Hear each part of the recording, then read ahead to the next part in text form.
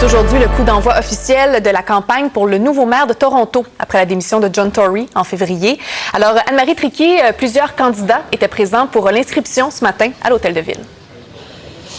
Oui, exactement. C'est exactement où je me trouve présentement. Donc, il y avait, en fait, le greffier a 19 rendez-vous aujourd'hui pour déposer une candidature à la mairie. À date, 11 personnes se sont présentées déjà ce matin. Donc, on se présente juste derrière moi pour voir le greffier de la ville. Ensuite, on procède pour parler aux médias. Il y a plusieurs personnes. L'engouement est certainement au rendez-vous.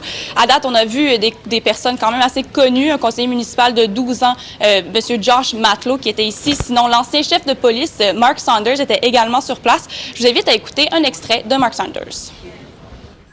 The one thing that we have seen recently, loud and clear, is that the city cannot do it alone.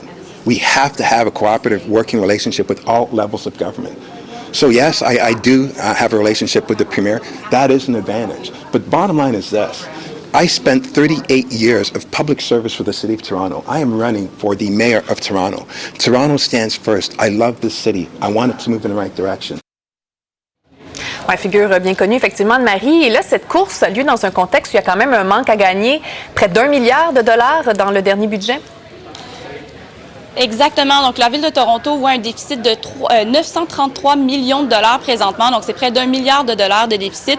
La province a aidé la Ville, mais la Ville de Toronto, en fait, s'attendait à de l'argent, environ 235 millions de dollars de la part du gouvernement fédéral, qui n'était pas présent dans le budget fédéral qu'on a vu la semaine passée. Donc, c'est quand même un grand manque et il faut, selon la mairesse adjointe de la Ville, le prochain maire ou la prochaine mairesse devra faire face à, justement, une bonne relation avec les deux niveaux de gouvernement, mais aussi devra faire face, justement, assez de potentielle compression budgétaire parce que si on n'a pas l'argent, il va falloir aller dans les réserves et c'est ce qu'on fait en fait cette année. D'ailleurs, je vous invite à écouter Josh Matlow qui, lui, propose une hausse d'impôt foncier de 2 %. Any plan that we move forward with or even propose during a campaign needs to be honest, needs to be realistic, needs to be actually funded. I mean, that's why I'm proposing not just to negotiate a new deal with other levels of government for both a financial and governance framework that works for Toronto, but I'm not just pointing fingers at them. I believe that we need to get our own house in order. We need to address the budget pressures.